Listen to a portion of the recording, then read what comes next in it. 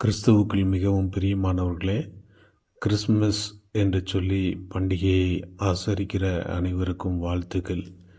Christmas பண்டிகையை கொண்டாடுவதற்கு முன்பாக கிறிஸ்து எதற்காக வந்தார், நாம் எதற்காக கொண்டாடுகிறோம், எப்படி நடந்து கொள்ள வேண்டும் என்பதே அறியாமல் அநேகர் கொண்டாடி கொண்டிருக்கிறார்கள்.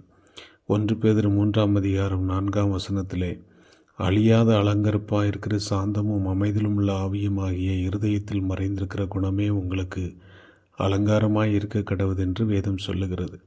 வீடுகளெல்லாம் அலங்காரமாக இருக்கிறது, சபைகளெல்லாம் அலங்காரமாக இருக்கிறது. ஆனால் வீட்டிற்குள் சென்றால் குடும்பத்தின் சூழ்நிலை அலங்கோலமாக இருக்கிறது. கண்ட சகுனிடத்தில் அன்பு இல்லை, தெய்வீக சுவாபங்கள் இல்லை. 1 பேதுரு நாம் வாசித்தது போல வெளிப்புறம் அலங்காரமாக இருக்கிறது, உள்புறம் எல்லாம் அசிங்கமாக இருக்கிறது. ஆண்டுடைய பிள்ளைகளே, நம்முடைய வாழ்க்கையில் ஆண்டவர் எதை எதிர்பார்க்கிறார் என்பதை பார்த்து நாம் பண்டிகையை கொண்டாட வேண்டும்.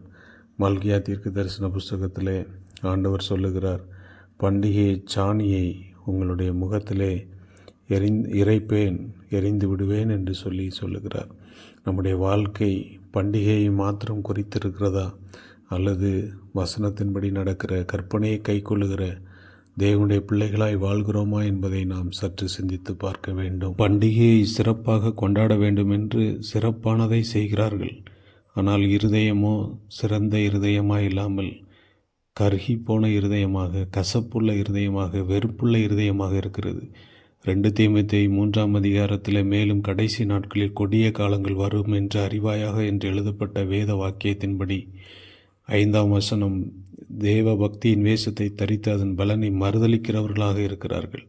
இன்றைய கிறிஸ்தவத்தின் நிலைமை வெறும் அலங்காரமாக இருக்கிறது. வெளி தோற்றம்தான் மிகவும் பயங்கரமாக இருக்கிறது. ஆனால் உள்ளே சென்று பார்த்தால் பக்கத்தில் இருக்க முடியாது, பேச முடியாது, பழக முடியாது என்கிற நிலை உருவாகிவிட்டது. தேவனுடைய பிள்ளைகளே, பண்டிகை முக்கியம்தான், ஆனால் படைத்தவரின் வார்த்தைகள் அதைவிட முக்கியம். அவருடைய வார்த்தைகளின்படி நடக்கிறவர்களுக்கு தான் நித்திய ஜீவன் உண்டு. வெளிப்புறகரமாக நாம் கொண்டாடுவது முக்கியமல்ல. நம் வாழ்க்கை திண்டாடி விடக்கூடாது.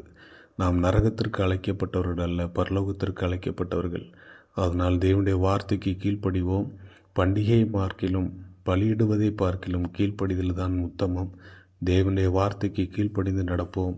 தேவனுடைய கிறிஸ்துவாகிய உபதேசத்தை நாம் மற்றவர்களுக்கு முன்மாதிரியாக நடந்து காட்டுவோம். ஆண்டவருடைய வருகை சமீபமாக இருக்கிறது. ஆயத்தமாகுவோம், அநேகரை ஆயத்தப்படுத்துவோம். கர்த்தர் உங்களோடு கூட இருப்பாராக. ஆமென். God bless you.